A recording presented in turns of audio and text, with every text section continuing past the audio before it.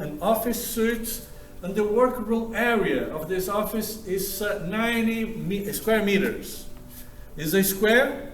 This is the main room of the office, and the area is 9 square meters. The office also have a small restroom. Is this other square here? See, this other square is the restroom, is 4 square meters. If you look at the whole thing, can you figure it out, the area of the whole office? There are other compartments, like this one. Let's say this is the reception. Let's say this is the conference room. Okay? And we need to know the area of the whole thing, the whole office. Can you figure it out? Try to find out by checking the area of the main room, the workroom, the area of the restroom, and maybe you can combine. You can, I don't know if the whole thing is a square yet. What do you think? Is it going to be square or not?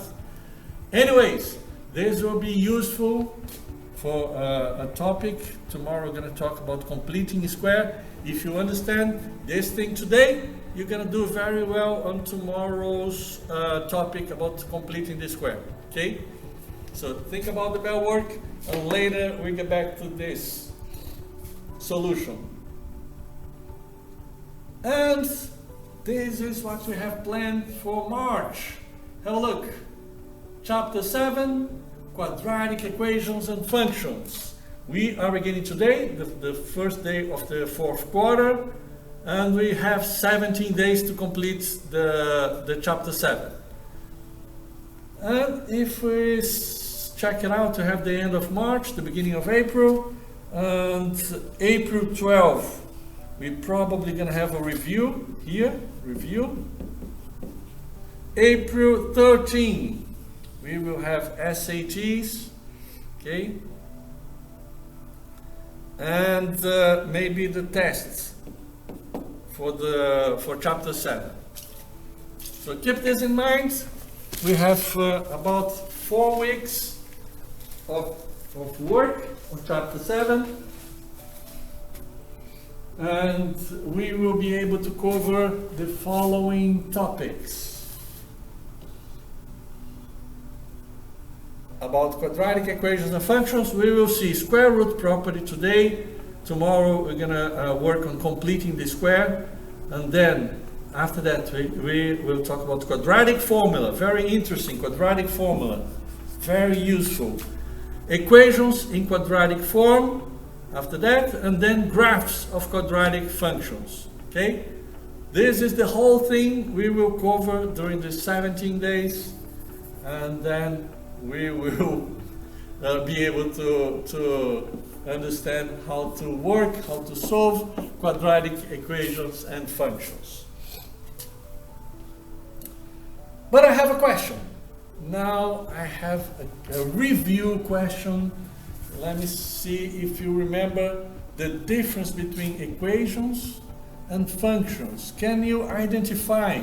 Look at the screen and tell me which equation is written in function notation.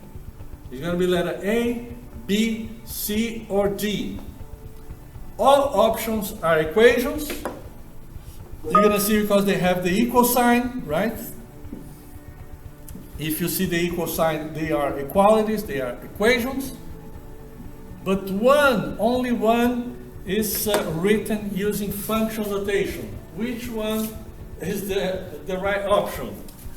And Adrian sent a message already with an answer. Let me check who is going to answer. Anyone else have a different guess, a different answer? Think it's going to be letter B or maybe D. We have already letter A. I think it's C. Maybe letter C. Thank you, Maddie. Maybe letter C. Let's check here which one is the right answer. To be able to answer this question, let's have a look at the next slide. This is how you will identify function notation. You will have the function name, most of the time is going to be F. It can be a different letter. It can be G, it can be H, it can be actually any letter. But most of the time is F. F's the most usual name. You also have the input value, and again, most of the time is going to be X, the input value, and the output is the expression on the right hand side of the equation. Output value, usually a function of X. Okay? So this is how you identify the function notation. So let's check which one have this format. It's not going to be A, not B, and not D. Yes, letter C is the right answer. And Julian is right, Jalexis is right, Maddie is correct. Adrian, you said letter A, but I understand. No, it's going to be letter C. It's going to be letter C because A is also can be a function. Can be a function. Letter B can be a function, and also letter D. All the equations here can be a function, but only letter C is written in function notation. Okay? Conclusion. Every function is an equation, but not all equations are functions. Okay? Most of the time you're going to find the function by checking the function notation. It usually uses the function notation. And we will learn quadratic equations and functions. We will see this later applied to the quadratic equations and quadratic functions. Okay, thank you, Julian. Thank you, Alexis, Adrian, and Maddie. Now let's move to the topic of the day, square root property. And this is tomorrow, completing the square. Today is only square root property. We will solve quadratic equations using square root property. If you want, have a look at on this example. And actually, I will skip because I want to go straight to the box with the property, the square root property. And then we will work on the example. Okay? For any real number, k, if x squared equals k, if you have x squared equals k, you're going to find the square root property as x equals positive or negative square root of k. That means the solution for this equation here is going to be x equals negative square root of k, or x equals positive square root of k. And that means we will have two different solutions. Okay? Most numbers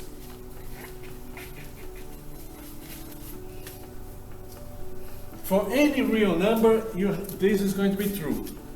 The only particular case, the only exception is going to be 0, because 0, you're not going to say square root of 0 equals positive 0, negative 0. No, 0 is just 0.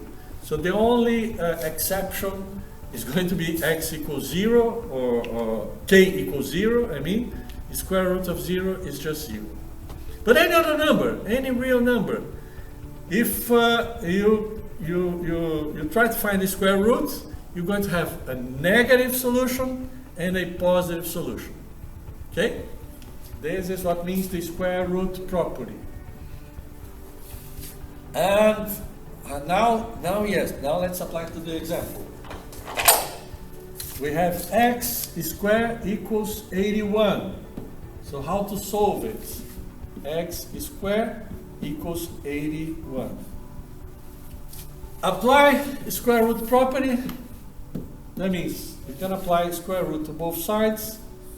On this right hand side, you write in front of the square root positive or negative, just like this, positive or negative. because on the left hand side you can simplify. This is square root of the square, so you have x. On the right hand side you're going to have positive or negative square root of 81. Okay? And the square root of 81 is 9. That means x equals positive or negative 9. The answer is x equals negative 9 or x equals positive 9, just 9. This is the answer. The answers, the solutions. You have two solutions. This example is kind of straightforward. You can see, you can find kind of easily. Let me show another example. It's not as straightforward as this one, because you have to first simplify the equation. Check this other example. Now we have 3x squared minus 75 equals 0. Okay? How can we apply square root property here? Well, the answer is, first, we need to simplify. We need to move this to the other side, applying addition property of equality. If this is negative, it becomes a positive. So you have 3x squared equals positive 75. Now apply multiplication property of equality, because you're going to divide both sides of the equation by 3. And simplify here, you have x squared equals 75 divided by 3, 25. Now you can do it. You can apply the square root property. Check this. Square root here, and this is going to be positive or negative. Okay? So this is equals to, this is x equals positive or negative square root of 25.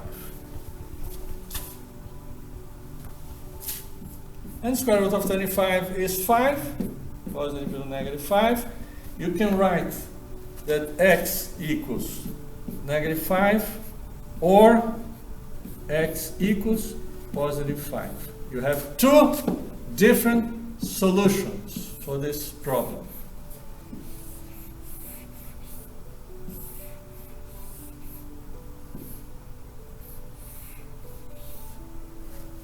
Now, what do you think? Do you have any questions? Let me show the whole thing. Can you see that in this case we have to work a little bit harder, because the equation needs to be simplified. You have to apply addition property, multiplication property, and then be able to use the square root property. But you're also going to have two solutions, one negative, another one positive. Okay? Tell me if you have any questions or any step that you didn't understand, or if you want, we can work again, or we can practice. We can move to the quiz.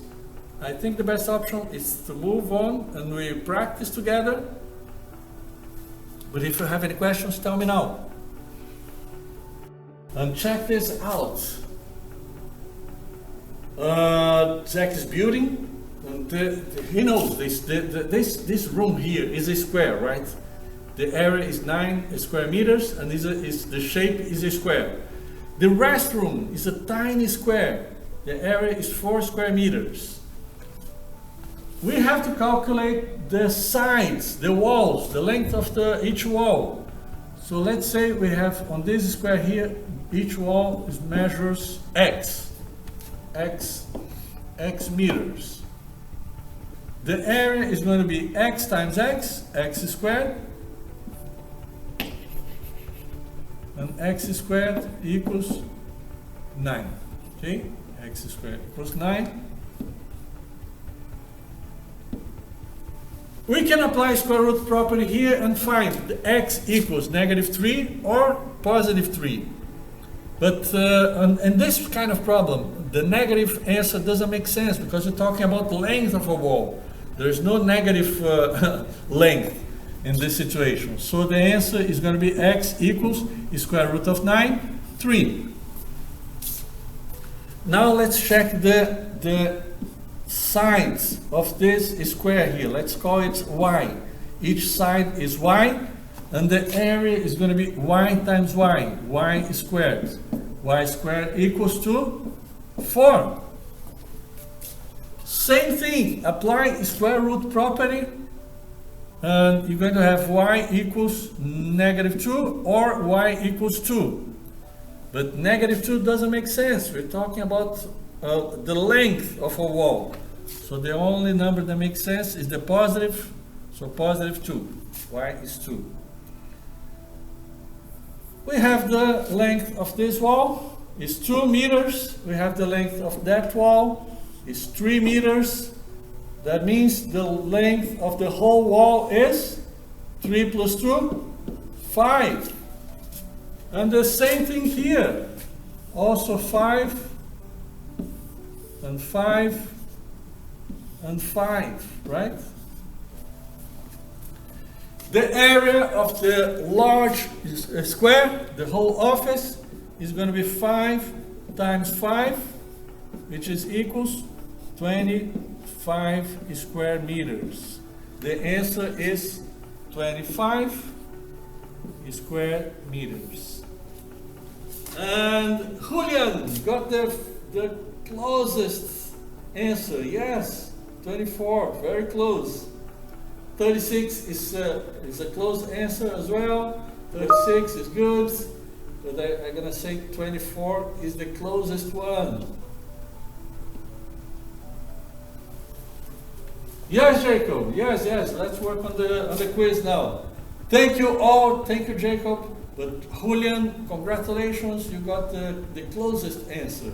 Julian, Makina, Ariana, Kion, thank you. Will, thank you. Kalia, Jalexis, Maddie, thank you. Adrian, Chris Diel, and yes, 24 is going to be the right answer.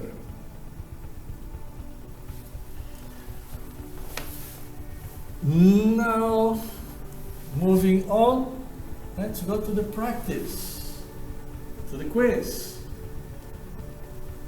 Solve the equations by using the square root property. If more than one solution, separate the solutions by using comma, okay?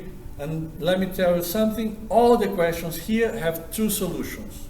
So you're always going to find 2 solutions for each one of the questions. For letter A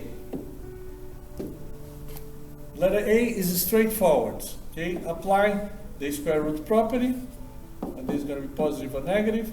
So square root of x squared is x. Positive or negative is square root of 400. Square root of 400 is equals to 10. That means x equals -10, comma 10.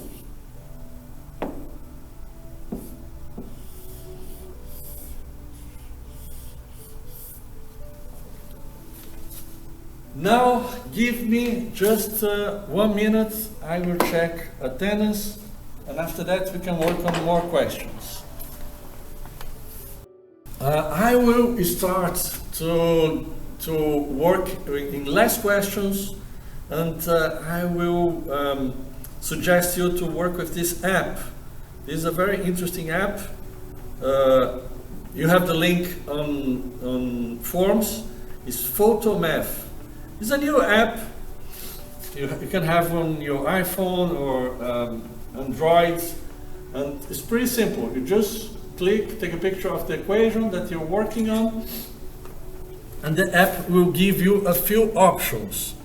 You just need to have some knowledge to select the right option, and here you can check the answers and how to solve the problem. Is a good option for you to check your work. I know one of the hard things about math is that you can work and you're not sure if you're doing the right thing, right? But with this app, it might be helpful. You can use the app and check your answers. And you gotta try to use more this app so you can be more independent. Let me work on letter M. You asked about letter M. Yes, Kalia, that's right. Negative square root of 5 and square root of 5, yes. Correct, perfect. Let's check here letter M. We need to simplify first, because we have this thing. We need to move this to the other side, right? To apply addition property of equality before applying the square root property.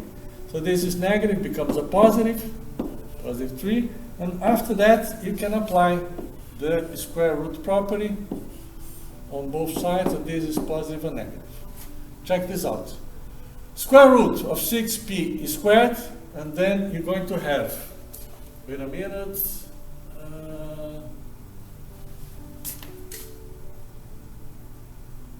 the square root of 6. No, first, before we do this, wait a minute. Before applying square root property, first let's move this to the other side. We have positive 3, and then we have 6p squared equals 33 plus 3, 36. Yes, but first let's divide this by both sides by 6. Let's apply multiplication property of equality, because we can simplify this. And then you have p squared equals 36 over 6, which is 6. Now we can apply the square root property. Yes, square root property, we have square root on both sides, on the other side positive or negative. That means p equals positive or negative square root of 6, p equals negative square root of 6, or positive square root of 6. Okay, this is letter M. For letter N,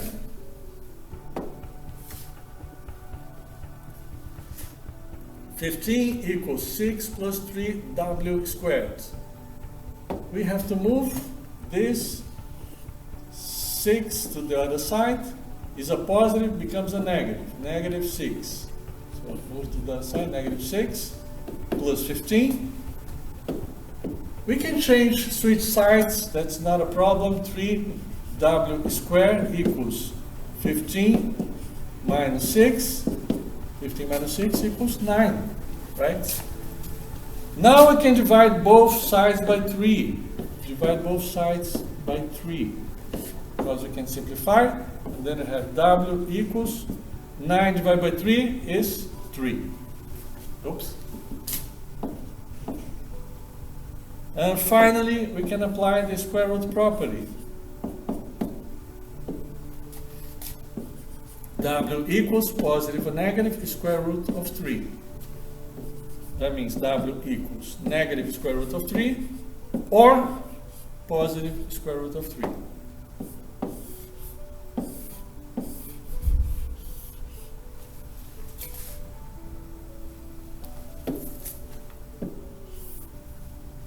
Now letter O. For letter O, well, again, apply addition property, because we don't want this negative 9 over 4 on the left hand side. Move to the other side, becomes a positive 9 over 4. Now we can apply the square root property on both sides, because this will simplify. And we have x minus 3 over 2 equals positive or negative square root of 9 over 4. And we can split, we can break it down, having the square root of the numerator over the square root of the denominator. See? This is equals positive or negative. Square root of 9 is 3, square root of 4 is 2. We will have two different solutions. The first solution, x minus 3 over 2. Let's make this equals to the negative 3 over 2. And the second solution is x minus 3 over 2 equals, let's make this equals to the positive 3 over 2. Okay? Move this to the other side, this also to the other side, becomes positive.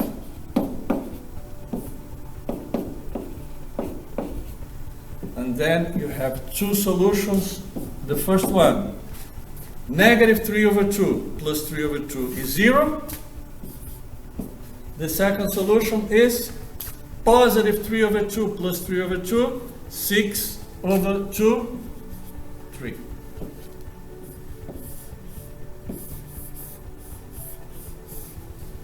Okay?